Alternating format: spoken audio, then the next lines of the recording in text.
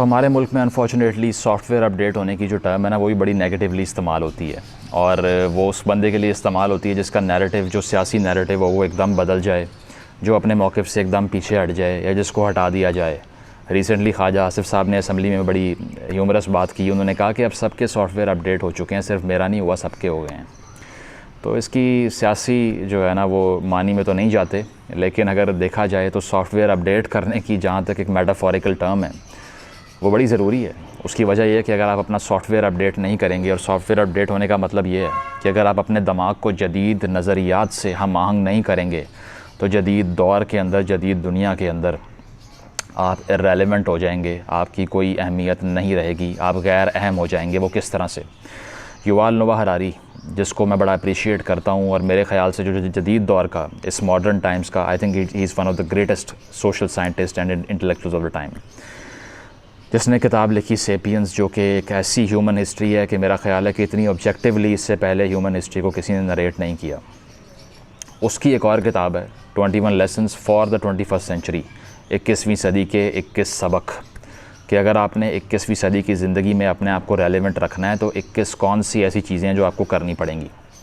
उसमें से एक तसव्वुर जो है ना, जो कॉन्सेप्ट एक है, वो है यूज़लेस क्लास का, यानी कि एक ऐसा इंसानों का गिरोह या इंसानों की एक ऐसी आबादी जो कि आने वाले दौर के अंदर बिल्कुल बेकार हो जाएगी।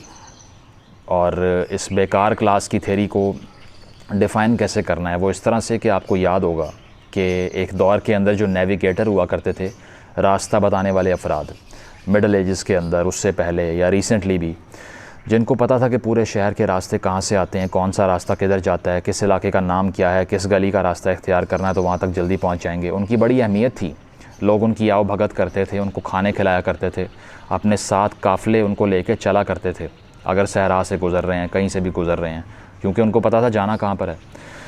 लेकिन आज के दौर में आप देखें कि उन लोगों की अहमियत कहाँ गई है। आपने किसी के घर जाना है, आप कहेंगे यार पिन लोकेशन सेंड करो व्हाट्सएप पे, मैं भी पहुँच रहा हूँ, दरवाजे के बाहर आके खड़े हो जाएंगे। पूरी दुनिया में कोई लोकेशन आपको अगर चाहिए, गूगल मैप्स पर डालें, आपको शॉर्टेस्ट वे बताएगा वो। तो आपकी जो एक लिहाज से डिपेंडेंस थी उन लोगों के ऊपर, वो टेक्नोलॉजी ने ख़त्म कर दी। दूसरी चीज़, एक दौर था कि आपको अगर घर के अंदर कोई ऐसा इंसान नहीं है जो खाना लेकर आए बाहर से, तो लोग बेचारे लाचार बैठे रहते थे, इंतज़ार किया करते थे कि शाम को आएगा, खाना लेकर आएगा। अब वो टाइम है कि आप अपना मोबाइल उठाते हैं, फूड पांडा से कुछ ऑर्डर करते हैं, and you can have it right away, बग़ैर किसी की असिस्टेंस के। तो उस चीज़ ने भी आपकी डिपेंडेंस को कम कर दिया। उसके अलावा अगर हम देखें ड्राइवर्स की बात करें, तो आजकल के दौर में एक बड़ा तबका पाकिस्तान के अंदर, थर्ड वर्ल्ड के अंदर, इवन के वेस्टर्न वर्ल्ड के अंदर ड्राइवर हजरात पर मबनी हैं, जो कि ऑनलाइन टैक्सीज़, ऊबर, करीम तरह की चीज़ें चला रहे हैं। उसके अलावा वैसे भी प्राइवेट ड्राइविंग भी करते हैं। तो आने वाले दौर में जो सेल्फ़ ड्राइविंग कार्स जैसे टेस्ला की तरह की आ रही हैं, अभी इतनी मॉडर्न होती जा रही हैं कि वो आहिस्ता आहिस्ता ड्राइवर्स का जो उन पर इन्हसार है वो ख़त्म हो जाएगा और गाड़ियाँ ख़ुद से चला करेंगी, जिससे एक्सीडेंट्स भी बहुत कम हो जाएंगे। अभी तो हो रहे हैं काफ़ी, लेकिन आहिस्ता आहिस्ता और ये टेक्नोलॉजी जो है वो फर्निश होने जा रही है। और कहा जाता है कि 2050 तक सेल्फ़ ड्राइविंग कार्स नॉर्मल हो जाएंगी और तकरीबन इंसानी आबादी में एक बड़े नंबर में डिस्ट्रीब्यूट भी हो जाएंगी। तो आने वाले दौर में जो ड्राइवर तबका है वो बिल्कुल ख़त्म हो जाएगा, उनके पास नौकरियां नहीं रहेंगी।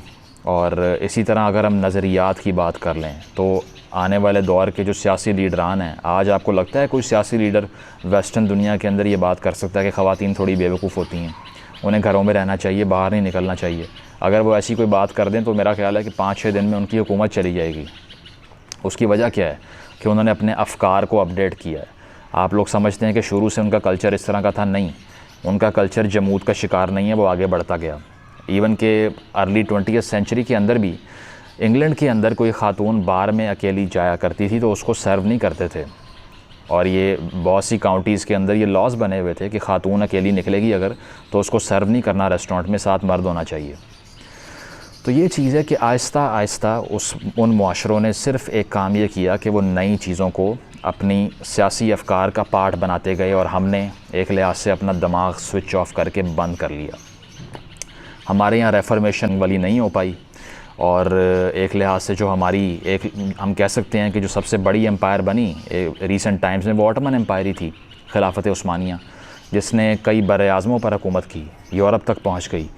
लेकिन जब उसने ये फ़ैसला किया इस तरह के फ़ैसले कि जो प्रिंटिंग प्रेस है इसको हम अडॉप्ट नहीं करेंगे, क्योंकि मार्टिन लूथर की तरह की जो चीज़ें हैं वो प्रिंटिंग प्रेस की वजह से इतनी अशात हुई और चीज़ें हुई, वो ना हो जाएं कहीं। तो उस खौफ में, तब्दीली के उस खौफ में वो इतना कमज़ोर हो गए कि उन्होंने कहा कि नहीं, हम साइंस को वेलकम नहीं कर सकते, और उसको वेलकम नहीं किया तो पीछे रह गए। इतनी बड़ी एम्पायर भी ज़मीन पे धड़ाम से आके गिर गई, और यूरोप जो कि जाहिलों की सरज़मीन थी, जो गले काटने में लगे हुए थे, अगर आप 30 इयर्स वॉर की तारीख़ पढ़ें या डार्क एजेस की तारीख़ पढ़ें, किस तरह से एक दूसरे को ज़िबा कर रहे थे सिर्फ मजहबी डिफरेंसेस की बेस पे, वो कैसा एक अमन का गहवारा बना। सेकेंड वर्ल्ड वॉर में क्या हुआ, वो नेशनलिज़म की कल्ट थी, वो बाद में आती है। तो ये चीज़ है कि ये सारी चीज़ों से हमें ये सीखना है कि अगर आप मुआशरे की जो रफ़्तार है तरक्की की और जदीद अफ़कार की, उसके साथ ट्रैवल नहीं करेंगे तो इर्रेलेवेंट हो जाएंगे। हमारे यहाँ पे एक और जो अनफॉर्चुनेट चीज़ है वो ये है कि हम फ़ोक विज़डम पे यकीन करने वाले लोग हैं। हम समझते हैं कि जो हमसे पुराने लोग, जो बाबे होते थे किसी गांव के अंदर बैठे हुए, हमारी किताबों में भी यही लिखा है कि बाबे सबसे ज़्यादा अक्लमंद होते हैं। जबकि ऐसे किसी बाबे को आप अगर पकड़ के कहें कि यार गूगल मैप से मुझे ना ये सर्च करके दो, तो मेरा ख्याल है उसकी अकल एक्सपोज हो जाएगी सारी। मैं अगर देखूं अपने आप को तो मेरे बाद की जो जनरेशन है, यानी कि मेरी फैमिली में बहुत से बच्चे हैं इस तरह के जो जब गेमिंग करते हैं बैठ के प्ले स्टेशन पे, एक्सबॉक्स के ऊपर, तो इससे पहले कि जो स्क्रीन पे जो चीज़ें आ रही हैं मैं पढ़ूं उसको और समझूं कि ये क्या है, वो ऑप्शन सेलेक्ट करके आगे बढ़ चुके होते हैं। उनके दिमाग इतने तेज़ हो चुके हैं क्योंकि बचपन से उन्होंने देखा है अपने सामने टेक्नोलॉजी को और इतनी जल्दी अडॉप्ट किया है कि हम जैसे लोग उनके सामने स्टूपिड हैं। तो मैं नहीं समझता कि आने वाले दौर में मैं उनको ये बताऊंगा कि मैं तुमसे बड़ा हूँ इसलिए मेरे में बहुत अकल है, मुझे फॉलो करो। तो हमने जो मैच्योरिटी को एज से मिक्स किया उससे इतना नुकसान पहुंचा कि हमारा सारा लिटरेचर, किताबों के अंबार ऐसे लगे हुए हैं हमारे 80-90 की दहाई में जो राइटर्स सारे आए, कुदरतुल्लाह शाहाब हो गया, बानो कुसिया, उमैरा अहमद या बहिश्ती ज़ेवर की तरह की चीज़ें लिखने वाले। मैं इस पर कभी डिटेल तौर पे बात करूँगा और इस पर भी जो है ना वो इसका कैथारसिस करेंगे। लेकिन इस तरह के लिटरेचर ने हमें बताया कि वो कोट इस तरह शुरू होता है, दूर गांव में एक बाबा था, उसके सामने 15 लोग बैठे हुए थे, उसने ऐसी बात की कि वो एक नौजवान ने पल्ले बांध ली और उसकी ज़िंदगी सफल हो गई। ये बिल्कुल एंटीथीसिस है मॉडर्निटी का, और आपको ये मालूम नहीं है कि जो जदीद उलूम हैं अगर वो नहीं सीखेंगे तो आपकी अकल 10-15 साल में ख़त्म हो जाएगी। 100 साल तो बहुत दूर की बात आप कर रहे हैं। तो आने वाले दौर में क्या होने जा रहा है, आने वाले दौर में अगर आपने यूज़लेस क्लास का हिस्सा बनने से बचना है तो जदीद उलूम अपने बच्चों को सिखाएं। उनको VR गेमिंग सिखाएं कि वो किस तरह कंस्ट्रक्ट करनी है। अगर उनको कोडिंग आती है तो वो सॉफ्टवेयर बना सकते हैं। अगर उनको वीडियोस एडिट करना आते हैं तो वो कंटेंट क्रिएटर बन सकते हैं। ठीक है, जो इससे पहले जिनको नहीं आती, वो मीडिया के अंदर भी बहुत से लोग स्विच नहीं कर पाए सोशल मीडिया के ऊपर, इररेलेवेंट हो गए। प्रिंटिंग प्रेस वाले जब स्विच नहीं कर पाए इलेक्ट्रॉनिक मीडिया को, वो इररेलेवेंट हो गए। तो ये चीज़ है कि हमने ये सारी चीज़ें तब सीखनी हैं जब हम फ़िलोसॉफ़िकली यानी कि अपने फ़लसफ़े को दुरुस्त करेंगे। फ़िलहाल हमारा फ़लसफ़ा ये है कि हम देखते हैं उन बाबों की तरफ जो कि बिल्कुल इररेलेवेंट हैं, और हमारे जो कानून साज़ हैं वो भी यही बाबे हैं सारे, जिनको जो जदीद जनरेशन है उसकी ABC का पता ही नहीं है। अगर वो टिकटॉक पे बैन लगा रहे हैं तो ये नहीं सोच रहे कि बेशक उसमें स्टुपिडिटी होगी, ये सारी चीज़ें होंगी, लेकिन कितना बड़ा रेवेन्यू वो टिकटॉक जो है वो पाकिस्तान में लेकर आ रहा है। या ऐसे लोग जो पहले इररेलेवेंट थे, जो पैसे कमाने के अहल ही नहीं थे, उन्होंने उसको भी अहल कर दिया पैसे कमाने का, तो वो बैन कर देते हैं उसको, क्योंकि वो ख़ुद बाबे हैं, वो रिलेट नहीं कर पाते इस नए चेंज से, इसी वजह से वो कुछ कर नहीं पाते आपके लिए। तो ये चीज़ है कि आने वाली जनरेशन्स में एक और काम जो आपको करना पड़ेगा वो अपनी रियासतों से ये मुतालबा है कि यूनिवर्सल बेसिक इनकम को इंश्योर करें। उसकी वजह क्या है कि एक रिसर्च के मुताबिक तकरीबन 30 से 40 मिलियन अफराद जो है ना वो 2030 तक अनएम्प्लॉयड यानी कि अपनी नौकरियां उससे हाथ धो बैठेंगे। तो ऐसे में अगर आपकी रियासतें आपको यूनिवर्सल बेसिक इनकम नहीं देंगी तो आप खाना भी कहाँ से खाएंगे, आपको इसका भी इल्म नहीं होगा। जब ड्राइवर घर बैठ जाएगा, या जो पहले वाले अलूम थे जो आजकल के दौर में नहीं हो पा रहे अडॉप्टेबल, वो घर बैठ जाएगा तो पैसे कहाँ से आएंगे। तो एक रियासत से वेलफेयर मॉडल पे जो मॉडर्न दुनिया है वो स्विच कर रही है, लेकिन आपकी रियासत क्या कर रही है आपके सामने है। दूसरी चीज़ ये है कि जब आप क्रिटिसाइज़ करते हैं एक लिहाज से बैकवर्ड लेजिस्लेशन को, तो आपको लोग कहते हैं ये मुल्क दुश्मन है। जबकि जब तक हम इस चेंज के बारे में बात नहीं करेंगे, इसकी अडेप्टेबिलिटी की बात नहीं करेंगे, तो फिर वो हमारा जो माजी का सफ़र है वो रोशनी की रफ्तार से जारी रहेगा। तो सर्वाइव वो करेगा जो बदलेगा। डार्विनियन प्रिंसिपल है, चार्ल्स डार्विन की जो थ्योरी थी सर्वाइवल ऑफ स्पीसीज़ की, जिसको बहुत से लोग कहते हैं सर्वाइवल ऑफ द फिटेस्ट। थोड़ी सी वो मिस इंटरप्रिटेशन है, क्योंकि जो डायनासोर था सबसे ज़्यादा फिटेस्ट था उस टाइम के ऊपर, लेकिन जब एक चंद एस्टेरॉयड गिरे आकर और वो ख़त्म हो गया, तो फिटेस्ट की तो बात ही नहीं है।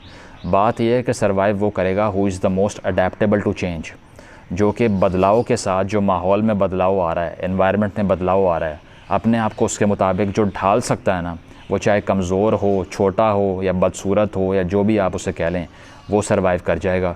और जो बहुत ताकतवर है, जिसके पास बड़ी स्ट्रॉन्ग मिलिट्री है या बड़े तबाहकुन हथियार हैं, अगर उसके पास अपने आप को रिफॉर्म करने की, अपने सॉफ्टवेयर को अपडेट करने की और अपनी रियासत का और अपनी कौम का सॉफ्टवेयर अपडेट करने की कैपेसिटी नहीं है, तो आने वाले दौर में वो इररेलेवेंट होगा। और यही वजह है कि आज अनफॉर्चुनेटली मुस्लिम वर्ल्ड में आग लगी हुई है, वो मॉडर्न दुनिया से कम्पीट नहीं कर पा रही। और यही वजह है कि जो विज़न 2030 मोहम्मद बिन सलमान का जो इनिशिएटिव है, उसमें बहुत सी चीज़ों पे सॉफ्टवेयर अपडेट हो रहा है। करना पड़ेगा वो, इसीलिए कि अगर आप नहीं करेंगे तो आने वाले दौर में अगर ताकत ही नहीं होगी आपके हाथ में, तो आपके आइडियाज़ कौन बाय करेगा। अगर आप प्रैक्टिकली अपनी रियासत को तरक्की पजीर बना के मॉडल के तौर पे पेश नहीं करेंगे दुनिया के सामने, तो वो कैसे मानेंगे कि आपका जो निज़ाम है वो बेहतरीन है। तो उस निज़ाम की बेहतरी के लिए, उस निज़ाम की बका के लिए, जिसको आप कहते हैं कि वो पूरी दुनिया पे हम राइज करना चाहते हैं, उसकी बका के लिए भी अगर आप उससे मुखलिस हैं ना, तो आप चेंज होंगे और जदीद दौर के नज़रियात को कबूल करेंगे। उनके ख़िलाफ़ गालियाँ बकने से और उनके ख़िलाफ़ नफ़रत का इजहार करने से कुछ नहीं मिलेगा। So only the person who is the most adaptable to change will survive. और सॉफ्टवेयर अपडेट नहीं करेंगे ना, तो जो नोकिया के साथ हुआ है, जो दुनिया की बेस्ट कंपनी थी एक टाइम पे, सिर्फ उसने एंड्रॉयड को मना किया और आज वो देख लें हिस्ट्री है कि अगर आप ऐसी आने वाली नई इनोवेशंस को कबूल नहीं करते, आपके दिमाग बंद रहते हैं, नए आइडियाज़ को नहीं सीखते, तो आहिस्ता आहिस्ता रेलेवेंट होके यूज़लेस क्लास का पार्ट बन जाते हैं। So you have to change. Thank you.